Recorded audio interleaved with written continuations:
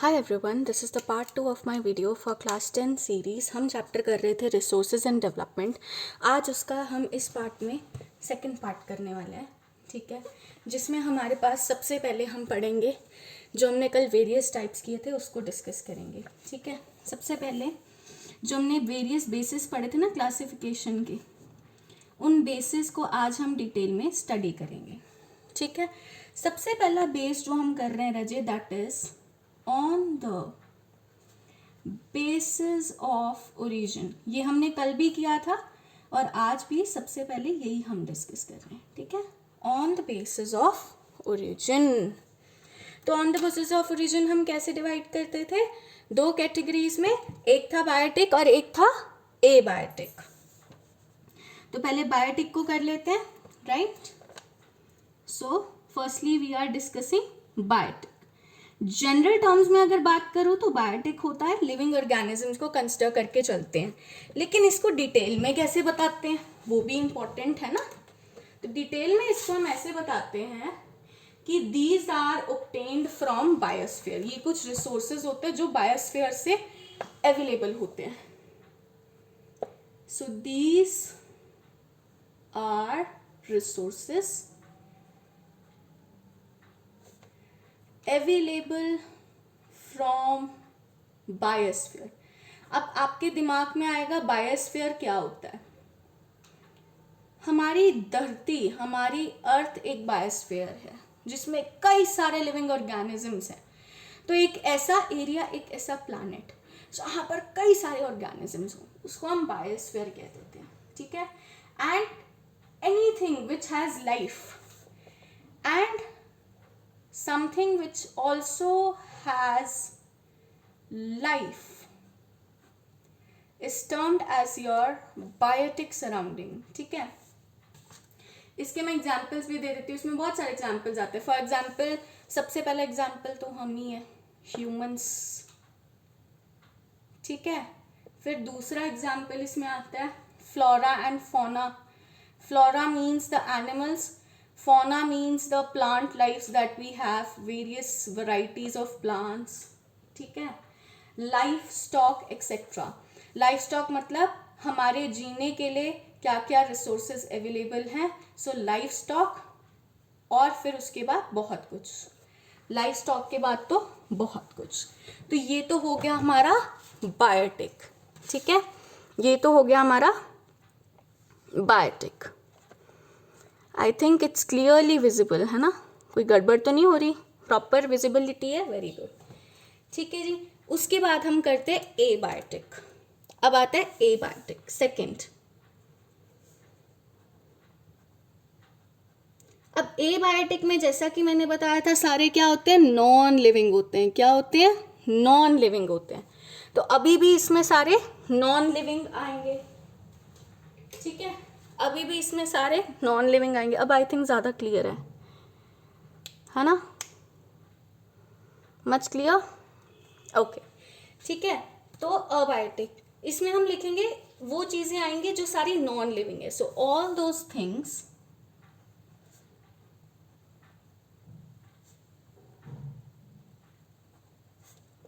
Which are non living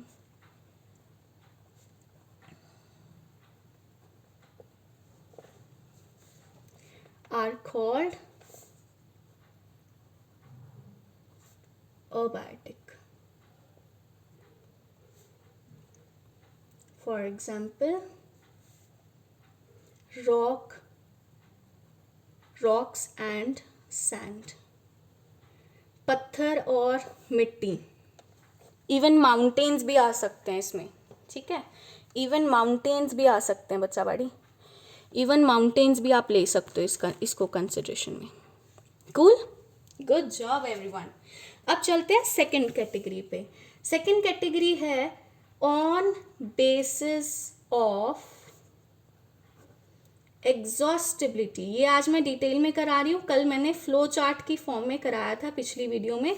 जिन्होंने पिछली video नहीं देखी, इसको समझने के लिए पिछली वीडियो जाके देख लेना। इसमें सबसे पहले आता है रीन्यूएबल रिसोर्सेज। ये कल आप लोगों को कंफ्यूजन हो रही थी रीन्यूएबल और रिसाइक्लेबल क्या चीज़ें हैं। रीन्यूएबल मीन्स उनको वापस आप नया बनाकर यूज़ कर सकते हो, और रिसाइकलेबल मतलब कि एक बार यूज़ कर लिया बार बार यूज़ कर सकते हो, ऐसा कुछ हो सकता है, ठीक है। या आप इसको ऐसे कह लो, resources which can be renewed, resources which can be renewed or reproduced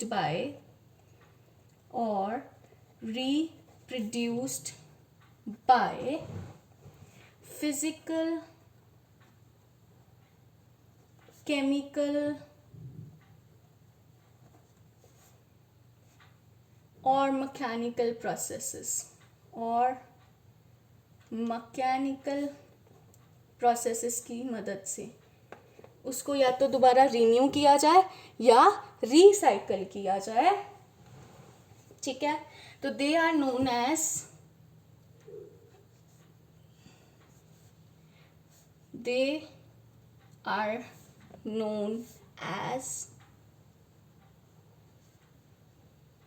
renewable resources, ठीक है। समझना है, रटने वाला कुछ नहीं होता है। ज्योग्राफी ज़्यादातर बच्चों को मुश्किल लगती है जस्ट बिकॉज इसकी कोई एक्सप्लेनेशन नहीं होती, इसकी कोई नोट्स नहीं होते, इसमें सारा लर्निंग वाला काम होता है। बट देखा जाए तो एक्सप्लेनेशन इसमें होता है, अगर आप एक्सप्लेनेशन अच्छे से दो तो यही डेफिनेशंस ईजी लगने लगती हैं।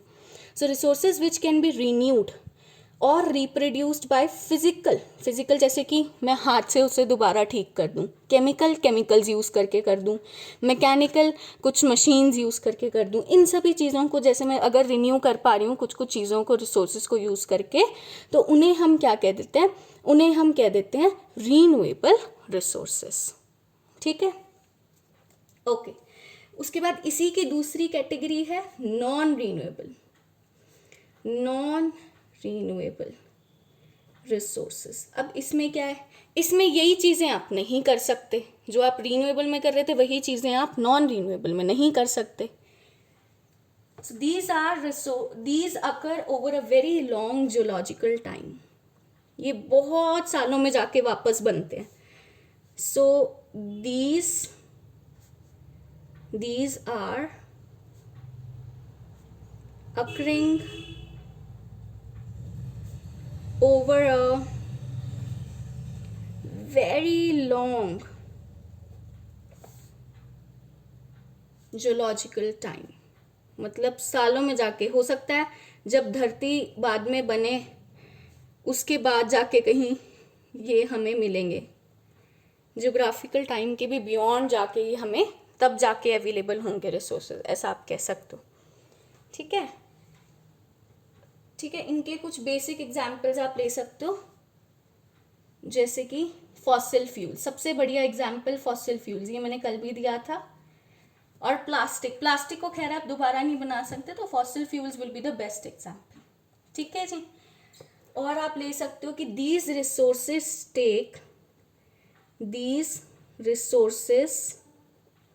take million of years to be reformed, million of years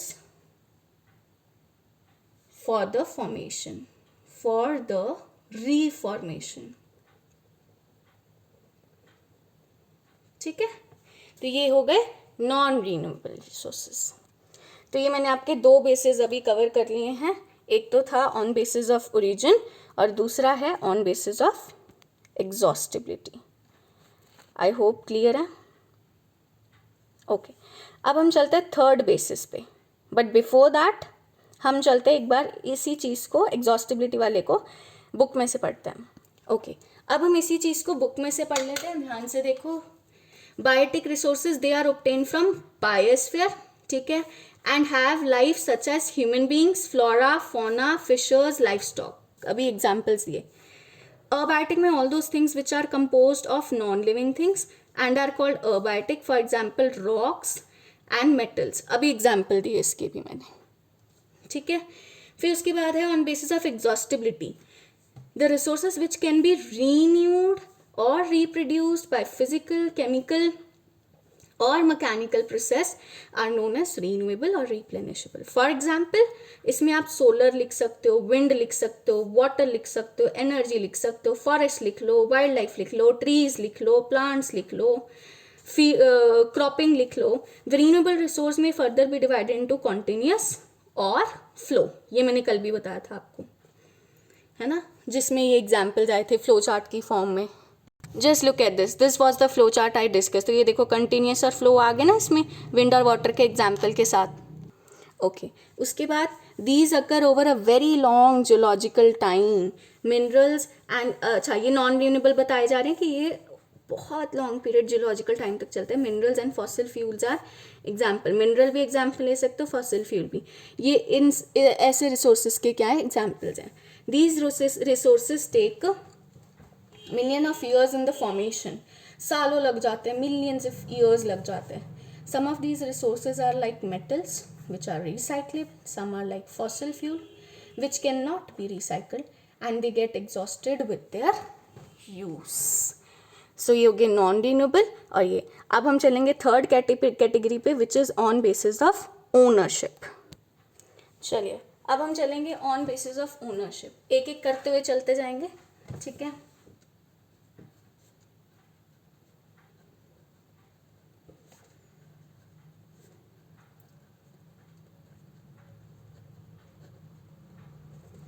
इसमें कई सारे आ सकते हैं.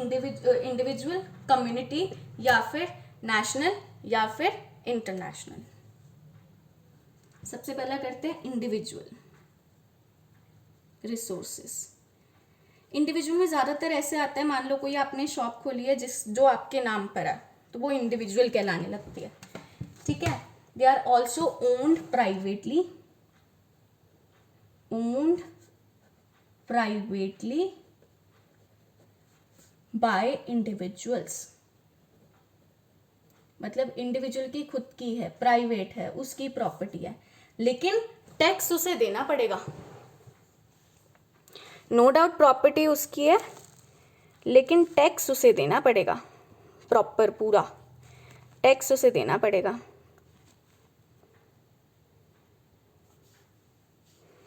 ठीक है, लेकिन टैक्स उसे पूरा देना पड़ेगा. तो टैक्स उसे पूरा देना पड़ेगा. सो ओन प्राइवेटली बाय इंडिविजुअल. दूसरा क्या लिख सकते हैं, इसमें कुछ एग्जाम्पल्स आप लिख लो. For example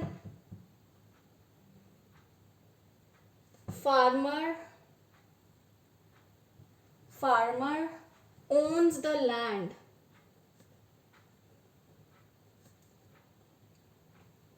Farmer owns the land or lands, ठीक है, which is allotted to him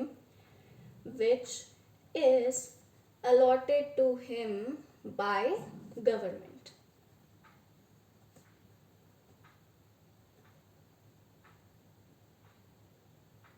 ठीक है, और भी आप इसमें एग्जाम्पल्स दे सकते हो. ठीक है, बाकी आप इसमें से देख लो, मैं बुक में से भी पढ़ा देती हूँ इंडिविजुअल रिसोर्सेज का क्या दिया हुआ है. ये देखो, these are also privately owned by individuals. Many farmers own land, ठीक है, which is allotted to them by government against the payment of revenue. In villages there are people with land ownership but there are many who are landless. Urban people own plots, houses. ये तो हमारे नाम पे होता है ना, सारे जो घर हम बनाते हैं हमारी खुद की प्रॉपर्टी है. Plantation, pasture lands, ponds, water in wells, etc. are some of the examples of resources ownership by individuals. घर हो गए, बिल्डिंग्स हो गई, कई तो ऐसी कंपनीज भी हैं जैसे टाटा वाला है, रत्ना टाटा.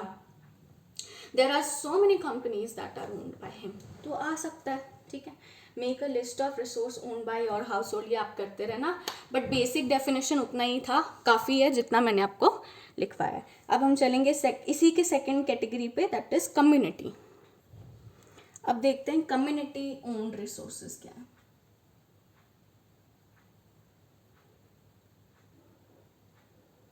इसमें आ जाएंगे they are resources accessible to all. They are resources